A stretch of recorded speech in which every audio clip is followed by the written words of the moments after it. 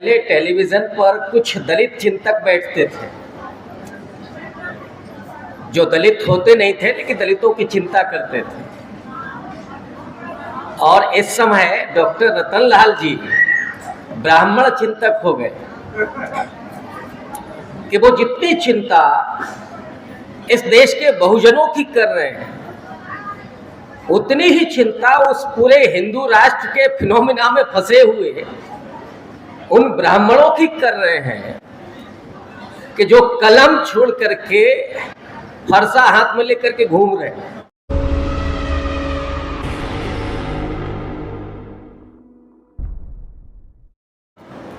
कि पहले टेलीविजन पर कुछ दलित चिंतक बैठते थे जो दलित होते नहीं थे लेकिन दलितों की चिंता करते थे। और इस समय डॉक्टर रतनलाल जी ब्राह्मण चिंतक हो गए और ये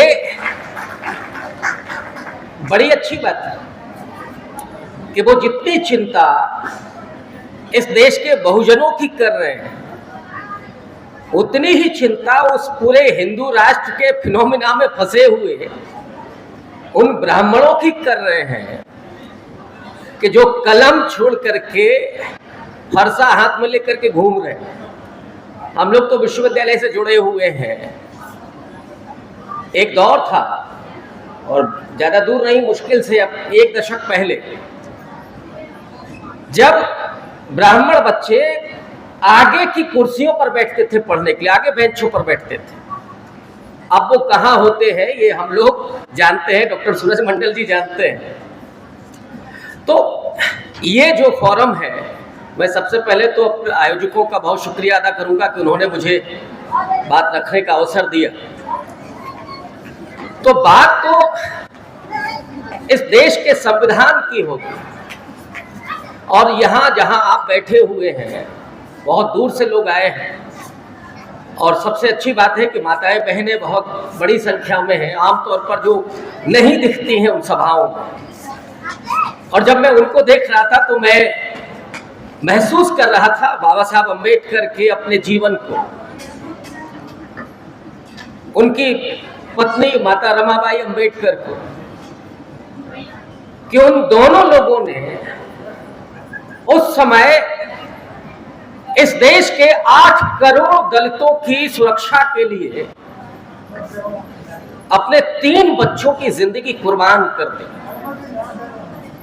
और माताबाई रमा अम्बेडकर ने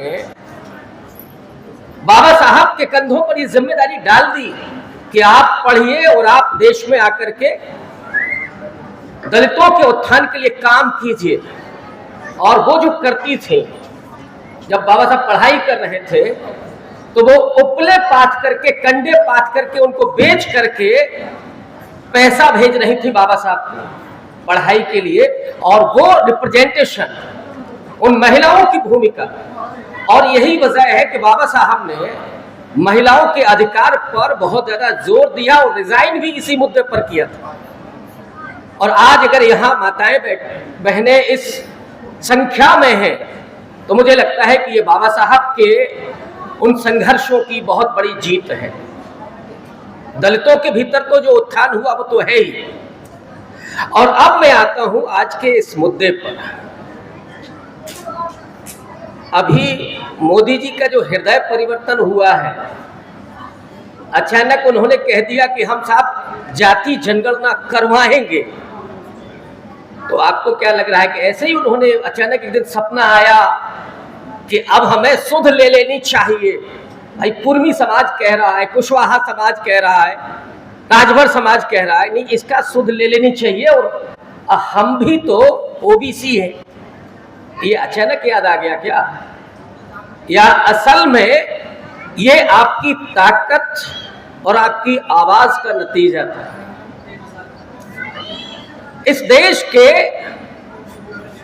पूरे आवाम के भीतर, समाज के भीतर इस बात की लगातार जागरूकता हो रही है कि अब समय आ गया है कि जब ओबीसी की भी जाति जनगणना हो।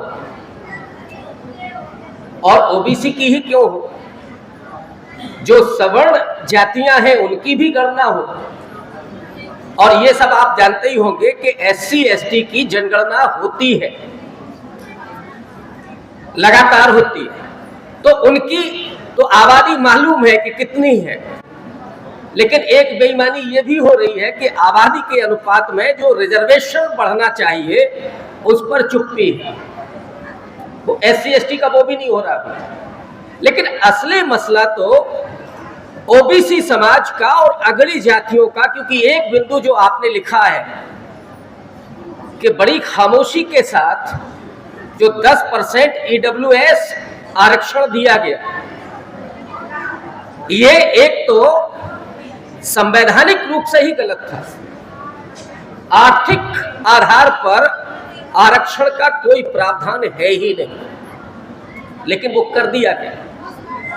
अब इस समय जो हालात है कि लोग बेरोजगारी से, महंगाई से, और इस समय तो जो लोग सोशल मीडिया देख रहे होंगे सिलेंडर से बहुत परेशान है और ढूंढ रहे लोग वो सिलेंडर वाली स्मृति ईरानी कहाँ है, वो जरा दिख जाए, वो कहें कि इतना दाम बढ़ गया है और खोपड़ी पर रख करके आए, लेकिन अभी कोई नहीं दिख रहा। एक महिला बेहोश हो गई, एक नहीं कितनी हुई होंगी जो लाइन में लगे हुए लोग। दूसरा, महंगाई जिस तेजी से बढ़ रही है और सामान्य चीजों की, उससे लोग परेशान हैं। लेकिन कहा यह जा रहा है कि साहब दुनिया की सबसे बड़ी सरकारी योजना मोदी जी चला रहे हैं, और वो क्या है कि अब 82 करोड़ लोगों को 5 किलो राशन दे रहे हैं। और अभी जिस हिंदू राष्ट्र की बात डॉक्टर रतनलाल जी कर रहे थे, वो असल में यही है कि आपको माने जो SC ST OBC माइनॉरिटी है उसको 5 किलो राशन पर केवल ला करके खड़ा कर दिया जाए, आप खाएं और उनकी आज्ञा का पालन करें। एक आज्ञा पालक समाज बनाना है, क्योंकि संविधान में तो आपके राइट्स हैं, आपके अधिकार हैं। लेकिन जब आप अपने अधिकार की बात करते हैं तो वो पुलिस को लगा करके लाठियां भांजते हैं और आपके हाथों में पकड़ा दिया जाता है, आपके बच्चों के हाथों में कि अभी कोई त्योहार आए तो सेलिब्रेशन के लिए कितना पैसा, और अगर आप कांवड़ लेकर के जा रहे हैं तब तो फिर IG DIG वो फूल बरसा रहे। लेकिन आप मानिए कि हमारे बच्चों को शिक्षा चाहिए, अच्छी शिक्षा चाहिए, और वो शिक्षा नहीं है। जो प्राइमरी स्कूल तो बंद कर दिए, जरूरत थी गुणवत्तापूर्ण शिक्षा की, मतलब बढ़ना वहां चाहिए था, लेकिन इन्होंने तो उसको भी बंद कर दिया। मैं उत्तर प्रदेश से हूं, उत्तर प्रदेश में हालात ये है कि प्राइमरी स्कूल बंद किए जा रहे हैं, शराब के ठेके खोले जा रहे हैं। तो एक जो समाज है उसको नशे का आदी बनाया जा रहा है लगातार, और एक जिस मुस्लिम समाज की बात की जा रही थी उसमें तो उनको डरा करके लाठियां भांज करके, तो एक को डरा करके दूसरे को नशे का आदी बना करके आप काम करें।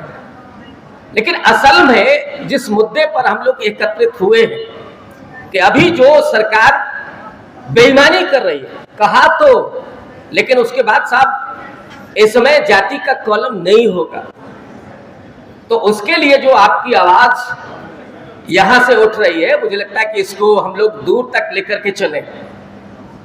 और जिस मंडल पार्ट 2 की बात हो रही है, जिस सामाजिक न्याय की बात हो रही है, जिस संविधान को ठीक ढंग से लागू करने की बात हो रही है, उसके लिए आपकी जागरूकता, आपका संघर्ष और आपकी इसी तरह से एकाग्रता ये बेहद जरूरी है। अदरवाइज ये जो सरकार जिस पर तुली हुई है कि आपको केवल एक छद्म हिंदू राष्ट्र, और वो कई बार लोगों को लगता है कि नहीं साहब हम तो हिंदू हैं ही, तो ये किसने मना किया कि आप हिंदू नहीं हैं?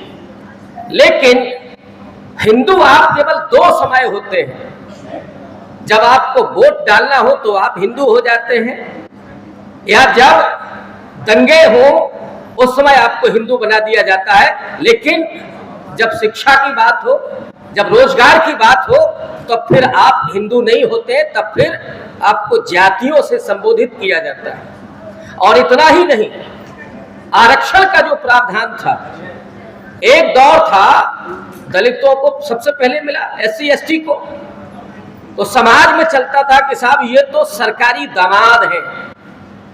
क्यों? क्योंकि उनको शिक्षा में और नौकरियों में आरक्षण मिला हुआ है। उसके खिलाफ भी पूरा नैरेटिव उस समय, पूरा माहौल तैयार किया गया, और वो किसके मन में किया गया? OBC के मन में। गुजरात में 1970 के दशक में दलितों के खिलाफ जो दंगे हुए थे, जो हत्याएं हुई थी, उसमें OBC को इन्वॉल्व किया गया था। लेकिन जब 90 के दशक में वही OBC को आरक्षण मिलता है, तो ये सब OBC के खिलाफ खड़े हो जाते हैं, क्योंकि इनको ये बर्दाश्त नहीं है कि कोई दलित और पिछड़ा हमारे बगल में आकर के कुर्सी पर बैठ जाए।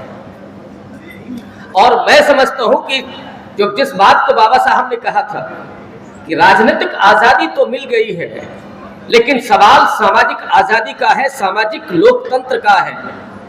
और ये काम आजादी के आंदोलन से और उसके बाद तक गांधी और अंबेडकर दोनों लोग जो कर रहे थे, अभी डॉक्टर रतनलाल जी ने नेहरू जी को भी कोट किया, तो ये जो दोनों लोगों का संघर्ष था और दोनों लोगों की जो समन्वित कोशिश थी, वो कोशिश लंबे समय तक तो चल रही थी, लेकिन जैसे ही ये लोग सत्ता में आते हैं, उन्होंने ये चक्र उल्टा घुमा दिया है और संविधान से वो अब मनुस्मृति की बात कर रहे हैं। तो इस समय आपको जागरूक होने की जरूरत है, और इसमें कोई दो राय नहीं है कि ये जो हासिल होना है, ये जो समाधान है, वो पॉलिटिकल है, चुनावी।